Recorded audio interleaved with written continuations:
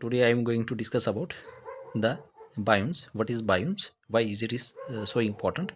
Getting biomes क्या है? Terrestrial part of the biosphere. जो biomes है वो क्या है हमारे पास? Terrestrial part of the biosphere. याद रखना what is biome. Biome is the terrestrial part of the biosphere.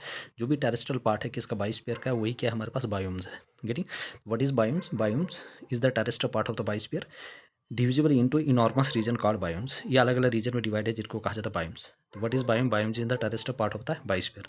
जो भी टेरेस्ट्रियल पार्ट है बायोस्फीयर को वो क्या है हमारे पास? बायोम्स. तो बायोम्स क्या है? बायोम्स क्या है? Terrestrial part of the biosphere. जो भी टेरेस्ट्रियल पार्ट है किसका? बायोस्फीयर का, वो हमारे पास क्या है? बायोम्स. तो what is biomes? This is the terrestrial part of the biosphere. तो terrestrial part of the biosphere क्या है? बायोम्स. डिविजुअल इंटू इनॉर्मस रीजन. ये अलग अलग रीजन में डिवाइडेड है. डिविजुअल into enormous region called biomes. ये अलग रीजन में डिवाइडेड जिसको कहा जाता है बायोम्स. तो what is biome? The terrestrial part of the biosphere. What is biomes? Terrestrial part of the biosphere. Biomes हमारे पास क्या है? Biomes terrestrial part of the biosphere डिविजुअल into enormous region called biomes. Getting. तो biomes क्या है? Terrestrial part of the biosphere. What is biomes? Biomes is the terrestrial part of the biosphere divisible into enormous region called biomes. Getting. तो हमारे पास biomes क्या है?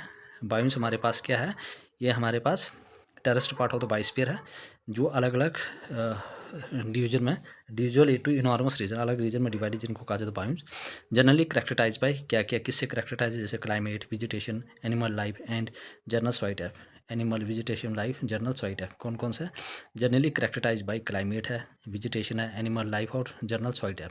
आपके पास climate, vegetation, animal life और जर्नल सॉइल टाइप. तो what is biomes? Biomes is the terrestrial part of the ecosystem, terrestrial part of the biosphere डिविजुअल into enormous region called biomes. Getting. Generally characterise bye आपके पास weather, आपके पास climate, vegetation, animal life and general soil type. आपके पास आ गया climate है, वेजिटेशन है, climate, vegetation, animals life and general soil type. आपके पास है climate, vegetation, animal life and general soil type. कौन कौन से आपके पास जर्नल सॉइल टाइप है? एनिमल लाइफ, वेजिटेशन और climate. Climate, vegetation, animal life and general soil type. Getting. No two biomes are alike. No two biomes are alike. ठीक है. जो भी दो बायोम्स है वो कभी भी अलाइक नहीं होते. ठीक है. The climate determine the boundaries. जो भी टू बायोम्स आर अलाइक, याद रखना जो भी दो बायोम्स है. ठीक है. No two biomes are alike. जो भी दो बायोम्स है वो एक दूसरे से अलग नहीं होते हैं. Getting. The climate determine the boundaries. जो भी क्लाइमेट है वो क्या करती है? बाउंड्रीज को डिटरमाइन करती है. The climate determine the climate determine the boundaries. जो भी क्लाइमेट हो वो क्या डिटरमाइन करती है? Boundaries. No two biomes are alike. Getting. The climate determine the boundaries. Getting. जो क्लाइमेट है वो क्या करते हैं? डिटरमाइन करते हैं boundaries of a biomes and abundance of plants. ठीक है. The biomes determine the boundaries. जो भी क्लाइमेट है वो क्या करते हैं? डिटरमाइन करती है boundaries. The climate determines the boundaries of a biome and abundance of plants and animal found in each one of them. Getting. जो भी हमारे पास क्लाइमेट है वो क्या करती है? डिटरमाइन करती है boundaries of a biome and abundance of plants and animal found in each of them. और हर एक जगह जो होते हैं बहुत ज़्यादा तादाद में प्लांट्स और एनिमल पाए जाते हैं. Getting. The climate determine the boundaries of a biome. जो क्लाइमेट है वो डिटरमाइन करती है बाउंड्रीज बायोम के and abundance of plants and animal found in each of them. The most important climatic factors are temperature and precipitation. जो सबसे important जो climatic factor है वो क्या हमारे पास? Temperature and precipitation. याद रखना the most important climatic factors are temperature and precipitation. सबसे जो भी इंपॉर्टेंट क्लाइमेटिक फैक्टर वो टेम्परेचर और प्रेसिपिटेशन. गेटिंग. उसके बाद टंड्रा. ठीक है. जो है हमारे पास एक नेम ऑफ द बायोम्स है. ठीक है. तुंद्रा जो है वो क्या है? Name of the biome northern and southern most region of the world. Getting. Adjoining the ice bound poles. Getting. जो तुंद्रा है ये क्या है? नेम ऑफ द बायोम्स है. याद रखना जो तुंद्रा है ये क्या है? नेम ऑफ द बायोम्स है. नेम ऑफ द बायोम्स क्या है हमारे पास? Tundra. Northern and southern most region of the world. ये हमारे पास नॉर्दर्न और साउथर्न मोस्ट रीजन है वर्ल्ड का. Adjoining the ice bound poles. Getting. Divide of trees except stunted shrubs. मतलब कि हमारे पास डिवाइड ऑफ ट्रीज है किसको छोड़ के? Stunted shrubs in the southern part of the tundra biomes. Ground flora include lichen, mosses and sedges. ठीक है. जो भी हमारे पास सिजडीज है. ठीक है. गेटिंग. तो हमारे पास जो तुंद्रा है, ठीक है, नेम ऑफ द बायोम्स है. ये northern and the southern most region of the world adjoining the ice bound. ये नॉर्दर्न और सदर्न मोस्ट रीजन में पाया जाता है. ठीक है. Adjoining the ice bound poles. Getting. Divide of trees. इसमें बहुत सारी जो ट्रीज होते हैं एक्सेप्ट किसको? Stunted shrubs in the southern part of the tundra biomes. Ground flora होता है include lichen, mosses and sedges. Getting. Typical animals are renders, Arctic fox, polar bear extra. जो टिपिकल एनिमल्स है, reindeer आ गया, Arctic fox और polar bear है, ठीक है। गेटिंग, आप ऊपर से इस चीज़ को कर लेना, ठीक है। गेटिंग, लेकिन आपने ये याद रखना है, तुंद्रा क्या है हमारे पास, नेम ऑफ द बायोम्स है, नॉर्दर्न एंड साउदर्न पार्ट्स होता है, वर्ल्ड में पाया जाता है adjoining to ice bound. Getting, और यहाँ पे क्या क्या, reptiles and amphibians are almost absent. याद रखना किस रीजन में रेप्टाइल्स और एम्फीबियंस लगभग एब्सेंट होते हैं, वो आपके पास है तुंद्रा में। तो reptiles and animals are almost absent. जो भी रेप्टाइल्स और जो एम्फीबियंस है वो क्या है, ऑलमोस्ट एब्सेंट है, किस में, आपके पास तुंद्रा में। गेटिंग, तो reptiles and amphibians are almost absent, किस में है हमारे पास, तुंद्रा में। Reptiles and amphibians are almost absent. Getting, any person any doubt please ask me in the comment section. Getting, now move to the next one is taiga. Taiga है ना, taiga क्या है, name of the biomes, northern Arab, Europe, Asia and North America, moderate temperature then tundra. Getting, अब हमारे पास जो taiga है ये नेम ऑफ द बायोम्स है, नॉर्दर्न स्लोप, नॉर्दर्न यूरोप में, Asia and North America, moderate temperature then tundra. इसमें moderate temperature होता है किससे, देन तुंद्रा। गेटिंग, तो हमारे पास जो टैगा है ये क्या, नेम ऑफ द बायोम है, नॉर्दर्न यूरोप, मतलब नॉर्दर्न यूरोप में, Asia and North America, northern Europe, Asia and North America. याद रखना नेम ऑफ द बायोम्स है, northern Europe, Asia, North America, moderate temperature then tundra, also known as, ठीक है, boreal forest. याद रखना किसको कहा जाता है, बोरियल फॉरेस्ट, टैगा को, ठीक है। तो taiga is also known as boreal forest. तो नेम ऑफ द बायोम है, नॉर्थन यूरोप में पाया जाता है, एशिया एंड नॉर्थ अमेरिका। याद रखना northern Europe, Asia and North America, northern Europe, Europe, Asia and North America में मॉडरेट टेम्परेचर होता है, देन तुंद्रा। बोरियल फॉरेस्ट किसको कहा जाता है, वेरी वेरी इंपॉर्टेंट ऑब्जेक्टिव यहाँ से पूछा गया है और जाएगा, बोरियल फॉरेस्ट। याद रखना also known as boreal forest. Dominating vegetation and coniferous, evergreen, mostly spruce, ठीक है, spots with some pines and fir. The fauna consist of, जो फना है वो क्या कंसिस्ट ऑफ, आगे आपके birds, hawks, fur bearing carnivores, Siberian tigers. याद रखना birds, hawks, fur bearing carnivores और सिबेरियन टाइगर्स। याद रखना very very important. The dominating vegetation is, ठीक है, कनीफियरस, एवरग्रीन, मोस्टली, ठीक है, spruce, spots with some pines and fir. Getting, the fauna consist of, आपके पास है birds, hawk, fur bearing carnivores, Siberian tiger. Getting, याद रखना इसको क्या कहा जाता है, बोरियल फॉरेस्ट। किसको कहा जाता है, tiger, northern Europe, Asia and North America में पाया जाता है। गेटिंग, मॉडरेट टेम्परेचर होता है। नेक्स्ट वन इज सिबेरियन टाइगर, किस में पाया जाता है, आपके पास तुंद्रा, मतलब टाइगर में। गेटिंग, उसके बाद टेम्परेट डेस्टिनेशन फॉरेस्ट, कैसे फॉरेस्ट है, temperate deciduous forest, very very important. Extent were central and southern Europe, कहाँ से कहाँ तक एक्सटेंट है, सेंट्रल और सदर्न यूरोप में, ठीक है। Eastern northern American, western China, Japan, New Zealand, moderate average temperature and abundant rainfall. Moderate average temperature होता है और एबंडेंट रेनफॉल होता है। एक्सटेंट कहाँ से, सेंट्रल एंड सदर्न यूरोप से, eastern north America, western China, Japan, New Zealand, moderate average temperature and abundant rainfall. Great, these are generally the most productive agricultural areas of the earth. These are generally the most productive agriculture areas of the earth. ये सबसे productive agriculture areas है किसकी, अर्थ के। तो these are generally the most productive culture areas of the अर्थ। ये सबसे most productive agriculture areas है किसकी, अर्थ की। The flora include trees like beech, जो भी फ्लोरा होता है इसमें कौन कौन से ट्रीज होते हैं, जैसे बीच आ गया, oak, maple and cherry. Getting, flora include trees like beech, oak, maple and cherry. तो इसमें क्या क्या फ्लोरा आ गया आपके, beech, oak, maple and cherry. Getting, animal कौन कौन से are familiar, vertebrate and invertebrates. याद रखना most familiar animals are vertebrates and invertebrates. Getting, temperate deciduous forest कहाँ से, central, southern Europe, eastern, North American, western. Getting, China, Japan, New Zealand, moderate average temperature and abundant rainfall. Getting, this are generally the most productive agriculture areas of the earth. याद रखना सबसे productive areas of agriculture of earth क्या है, वो आपके पास temperate deciduous forest, temperate deciduous forest. Getting, जो सबसे क्या है, productive agriculture areas of the earth. The flora include trees like beech, oak, maple and cherry. Beech, oak, maple और cherry. Animals are familiar vertebrates and invertebrates. Getting, now move to the next page. Next one is आपके पास है कि tropical rain forest, temperate forest जिसमें सबसे agriculture abundant में होता है। गेटिंग, जो सदर्न, सेंट्रल और सदर्न पार्ट में पाया जाता है। गेटिंग, अमेरिका वगैरह, ठीक है। Tropical rain forest, these are also name of the biomes. Tropical areas in the equator region, ये कहाँ पे ट्रॉपिकल रेन फॉरेस्ट कहाँ पे हो जाता है, पाया जाता है, ये equator region. Getting, which is abundant with life, temperature and rainfall high, इसमें ज़्यादातर लाइव होती है और टेम्परेचर और रेनफॉल हाई होती है। याद रखना, temperature high and rainfall high होती है, टेम्परेचर एंड रेनफॉल हाई होती है। Tropical areas in equatorial region which is abundant with life. Getting, याद रखना, tropical rain forest, tropical areas in the equatorial region. याद रखना, ट्रॉपिकल रेन फॉरेस्ट जो tropical areas है in equatorial region which is abundant with life, temperature and rainfall high. Tropical rain forest covers about 7% of the earth surface. ये क्या करता है, 7% जो आता है वो अर्थ के सरफेस को कवर करता है। And 40% of the world plants and animal species, और 40% जो है वर्ल्ड के प्लांट्स और एनिमल स्पीशीज पाई जाती है। गेटिंग, ये 7% ऑफ द अर्थ सरफेस को कवर करता है, 40% of the world plants and animal species. Getting, तो 7% क्या करता है, अर्थ को कवर करता है, 40% प्लांट्स और एनिमल स्पीशीज को कवर करता है। गेटिंग, तो covers about 7% of the earth surface. कितने परसेंट ऑफ अर्थ सरफेस को कवर करता है, 7%। 40% of the world plants and animal species, और 40% प्लांट वर्ल्ड के प्लांट्स और animal species. Multiple stories of broad leaved evergreen, और यहाँ पे क्या होता है, मल्टीपल स्टोरीज होता है broad leaved evergreen trees. Species are in abundance, इसमें बहुत स्पीशीज जो होते हैं बहुत ज़्यादा तादाद में होते हैं। Most animals and epiphytic plants are concentrated in the canopy और tree top zone. Most animals and epiphytic plants, जो भी बहुत सारे एनिमल्स है और एपिफैटिक प्लांट्स है, और कंसंट्रेटेड इन द कैनोपी और ट्री टैप जोन। ये कहाँ पे पाए जाते हैं, कंसंट्रेटेड इन द कैनोपी और ट्री टैप जोन में। ठीक, तो tropical rain forest, tropical areas in the equator पाए जाते हैं which is abundant with life, temperature and rainfall high होता है। ट्रॉपिकल रेन फॉरेस्ट कवर 7% होता है अर्थ सरफेस।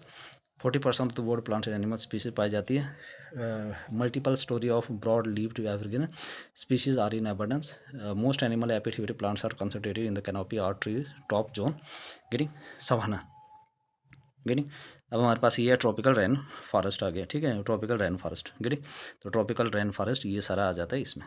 गेटिंग, कैनोपी और ट्री टॉप जोन। उसके बाद सवाना, ये भी नेम ऑफ द बायोम्स है। Tropical region savanna is most extensive in Africa. याद रखना, जो सवाना ये जो बायोम है कहाँ पे पाया जाता है, अफ्रीका में। Green with scattered trees. Getting, ये स्केचर ट्रीज होते हैं, ग्रासेस विद स्केचर ट्रीज। हाँ, तो यहाँ पे क्या है, savanna tropical region. Savanna is most extensive in Africa में, ये ज़्यादातर अफ्रीका में पाया जाता है। Getting, grass with scattered trees. Getting, and fire resisting thorny या thorny shrubs. Fauna include a great diversity of, देखो एंटीलोप होता था यहाँ पे, buffaloes, zebras, elephant, rhinoceros, tiger, lion, hyena etcetera. Getting, तो सवाना क्या है, ट्रॉपिकल रीजन में savanna is the most extensive in Africa में पाया जाता है। Grassy with scattered trees and firing resisting thorny. Getting, thorny shrubs. Fauna include a great diversity of antelopes, buffaloes और zebras, elephant, rhinoceros, tiger, lion, hyena etcetera. Getting, तो ये आ गया आपके पास savanna tropical region is the extensive in Africa. Getting, next one is the grassland. Grassland name of the biome है, North America में पाया जाता है। यूक्रेन, नॉर्थ अमेरिका और यूक्रेन में पाया जाता है। कौन सा grassland, temperate condition with low rainfall. यहाँ पे कंडीशन कैसे होता है, टेम्परेट और लो रेनफॉल होता है। तो ग्रासलैंड क्या है, नेम ऑफ द बायोम्स है, नॉर्थ अमेरिका में और यूक्रेन में पाया जाता है। Getting, temperate condition with low rainfall. यहाँ पे कंडीशन कैसी आता है, टेम्परेट और विद लो रेनफॉल। तो ग्रासलैंड क्या है, name of the biomes, north America, Ukraine, temperate conditions, और उसके बाद आ गया with low rainfall. Grasses dominate the vegetation, जो भी ग्रासेस वो क्या करती है, किसको डोमिनेट करती है, वेजिटेशन को। The fauna include bison, antelope, cattle, rodents, nesting birds. Getting, the grasses dominate the vegetation, the fauna include, ये कुछ नाम है। गेटिंग, नेक्स्ट वन है डेजर्ट। ठीक है, continental interior with very low and sporadic rainfall with low humidity. तो जो desert है ये कंटिनेंटल इंटीरियर है with very low and sporadic rainfall, जिसमें बहुत ही कम और स्पॉटिक रेनफॉल होता है with low humidity. The days are very hot but nights are cold. जो भी डेज होते हैं वो कैसे होते हैं, गर्म होते हैं, लेकिन नाइट्स कैसे होते हैं, cold. The days are very hot, days कैसे होते हैं, हॉट होते हैं, बट नाइट आर कोल्ड। तो continental interior with very low and sporadic rainfall, continental low और इसमें रेनफॉल कैसे होता है, स्पॉटिक होता है, और ह्यूमिडिटी भी क्या होती है, कम होती है। गिरी, the flora is drought resistance, जो फ्लोरा है वो ड्रॉट रेजिस्टेंस होता है, सच एज कैक्टस। ठीक है, यूफोरबियस, ठीक है, सेग ब्रश, फना और reptiles. The flora is drought resistance such as cactus, euphorbias, ठीक है, सेग ब्रश, फना और reptiles. Getting, I hope everybody clear. Any person doubt please ask me the comments. अब हमारे पास नेक्स्ट टॉपिक है aquatic zone. ठीक है, what is aquatic zone, क्या होता है।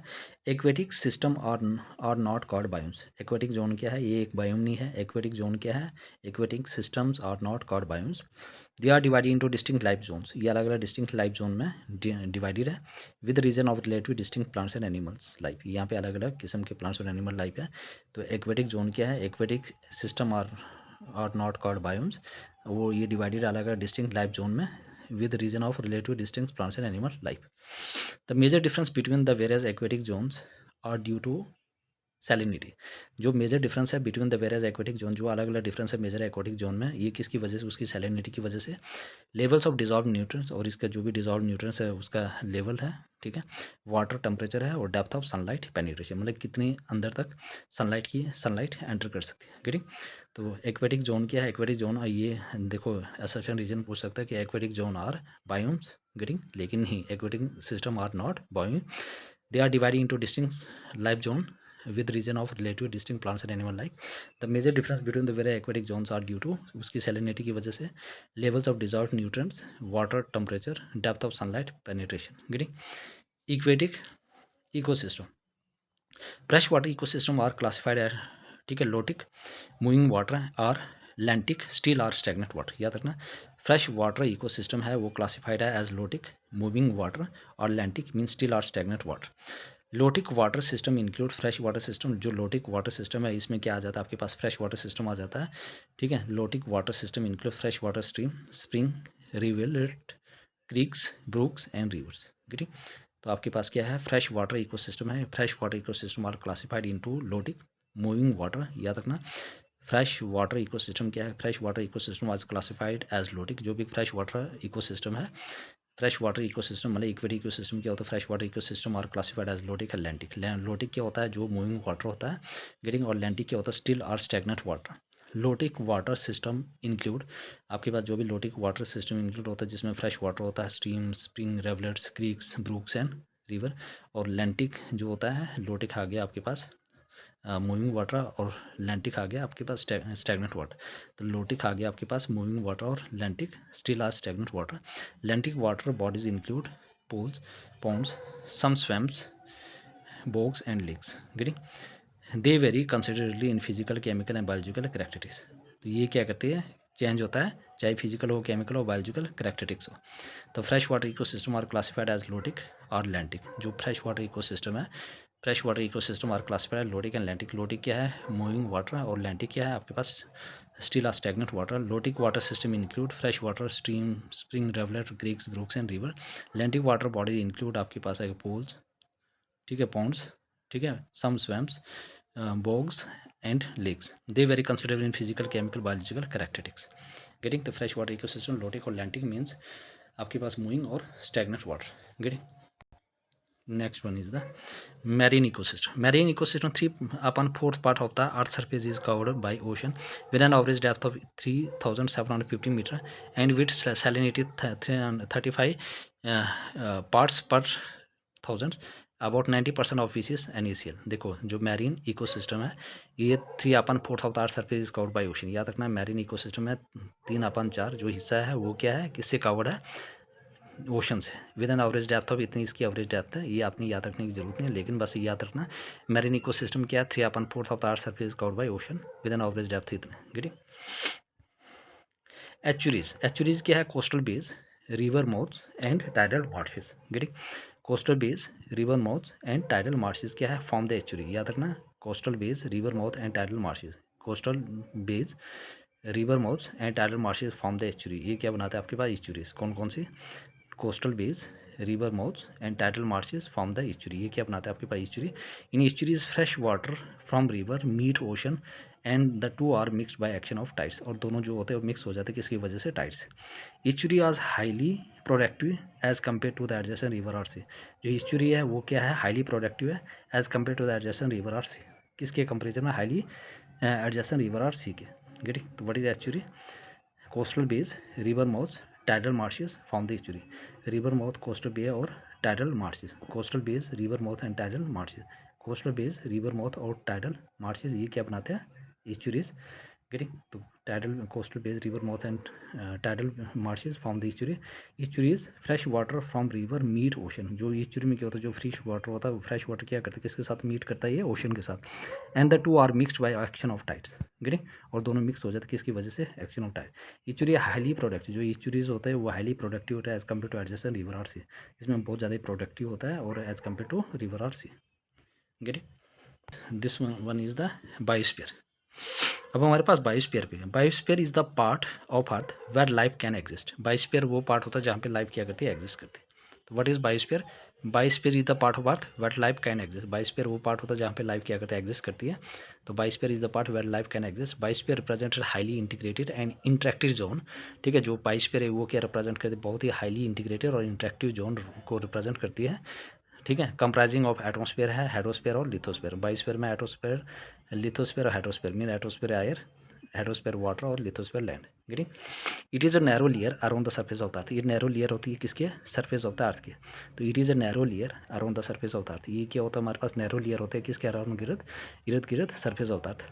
Visualise the earth to be the size of an apple, the biosphere would be as thick as its skin. जैसे हम अर्थ को क्या करते हैं, विजुलाइज करते हैं एज एन एप्पल की तरह, तो बायोस्फीयर भी क्या होता है, थिक एज इट्स स्किन की तरह। ठीक है।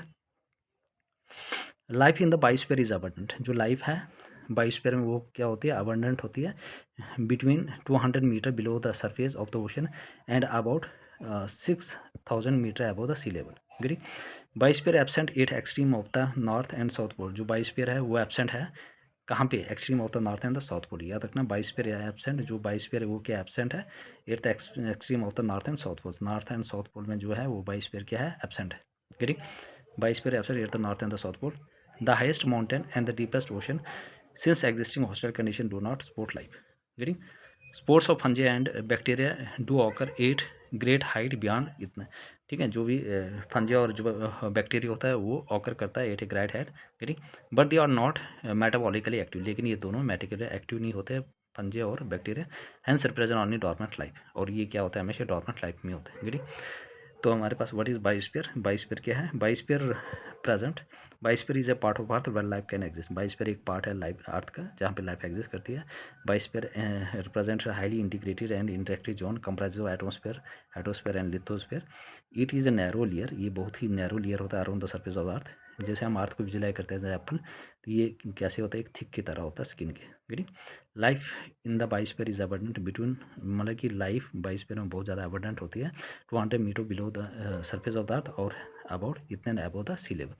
Biosphere is absent at extreme of the north and south pole. याद रखना जो बायोस्फीयर है वो एब्सेंट है किस तरफ, extreme of the north and south pole.